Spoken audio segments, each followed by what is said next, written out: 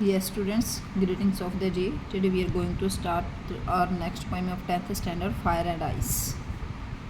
ठीक है, देखिए. Some say the world will end in fire. Some say in ice. यहाँ पोइट हैं इसके रॉबर्ट फ्रोस्ट. रॉबर्ट फ्रोस्ट कहते हैं कि कुछ लोग कहते हैं जो वर्ल्ड है दुनिया का एंड इससे होगा फायर से, और कुछ लोग कहते हैं कि आइस से ये जो वर्ल्ड है इसका एंड हो जाएगा. यहाँ फायर है, इसका मीनिंग क्या है? ये डिजायर को शो कर रहा है. डिजायर, फायर यहाँ किसका सिंबलाइज कर रही है? किसका सिंबल है? डिजायर्स का.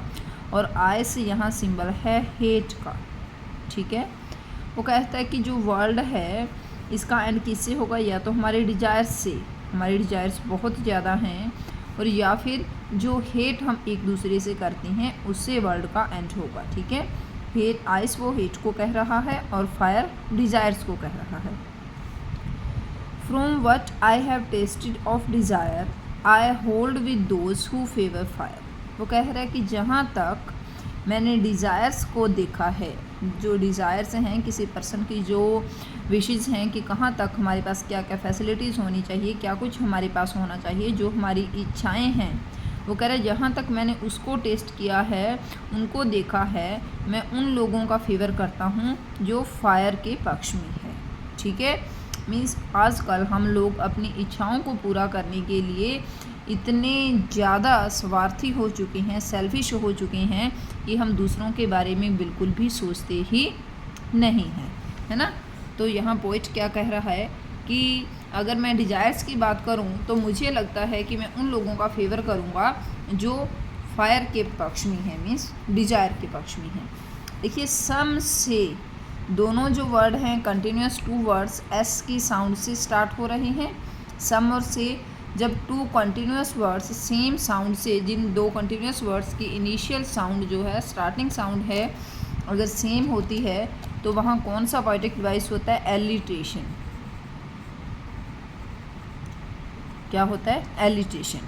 अगर two continuous lines same word से स्टार्ट होती हैं, जैसे ये सम से कंटिन्यूस लाइंस हैं, ये फर्स्ट लाइन, ये सेकंड लाइन, दोनों सेम वर्ड से स्टार्ट हो रही हैं, तो यहाँ कौन सा पोएटिक डिवाइस होता है? एनाफोरा. कौन सा होता है? एनाफोरा. ठीक है, दिखाई दे रहा है अच्छे से. हाँ, एनाफोरा. सम से ये दो लाइंस की बात करें तो दोनों लाइंस में एनाफोरा है. सम से अगर ऊपर वाली लाइन की बात दो वर्ड्स की करेंगे, स्टार्टिंग साउंड सेम है, तो यहाँ एलिट्रेशन है. ठीक है, अब देखिए नेक्स्ट लाइन में फेवर फायर. यहाँ भी दो कंटिन्यूस वर्ड्स सेम साउंड से स्टार्ट हो रहे हैं, फेवर एफ, फायर एफ, तो यहाँ भी क्या होगा? एलिट्रेशन. ठीक है, अब इस पैसेज की राइमिंग स्कीम की बात करते हैं. राइमिंग स्कीम देखिए, फर्स्ट वर्ड इसका है फायर, आइस, डिज़ायर, फायर. अब जो फर्स्ट लाइन का लास्ट वर्ड होता है उसको हम साउंड को नेम देते हैं ए. ठीक है, और दे दिया. सेकंड फायर की जैसा तो ये बोला ही नहीं जा रहा, इसकी राइमिंग तो सेम है ही नहीं, इसको हम देंगे बी. अब देखो थर्ड लाइन का लास्ट जो वर्ड है ये डिज़ायर. फायर और डिज़ायर दोनों की राइमिंग सेम है, हम इसको भी देंगे ए. और थर्ड फायर है, इसकी भी राइमिंग सेम है ए. तो इस पैसेज की राइमिंग स्कीम क्या बनी? इस पैसेज की राइमिंग स्कीम बनी है ए बी ए ए. क्या बनी इसकी राइमिंग स्कीम? इसकी बनी है ए बी ए ए. ठीक है, इनके बीच में कोमा नहीं लगानी होती है. जब राइमिंग लिखते हो ना तो कंटिन्यूस लिख के एक पैसेज की फिर कोमा लगाई जाती है, फिर हमें सेकंड पैसेज की करनी होती है. ठीक है, अब देखिए पोएट सेकंड पैसेज में क्या कह रहा है. But if it had to perish twice. अगर हमारे वर्ल्ड को एंड होने के लिए, ख़त्म होने के लिए 2 टाइम्स पेरिश होना पड़े, 2 टाइम्स इसका डाई होना पड़े या डिस्ट्रॉय होना पड़े, तो हम क्या करते हैं? वो कहता है I think I know enough of hate. वो कह रहा है फर्स्ट टाइम तो वो कह रहा है कि जो वर्ल्ड है ये डिजायर से ही एक एंड पे पहुंच जाएगा. बट अगर ऐसा नहीं हुआ, इसको दोबारा से नीड पड़ी डाई होने की, तो क्या होगा? हेट जो है इनफ है इसको दोबारा से मारने के लिए, इसका एंड करने के लिए. To say that for destruction ice is also great and would suffice.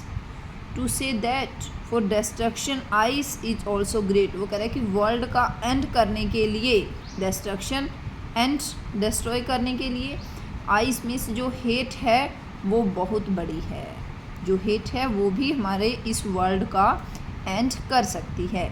And would suffice, suffice किसके लिए कहा गया है, इसका मीनिंग है इनफ,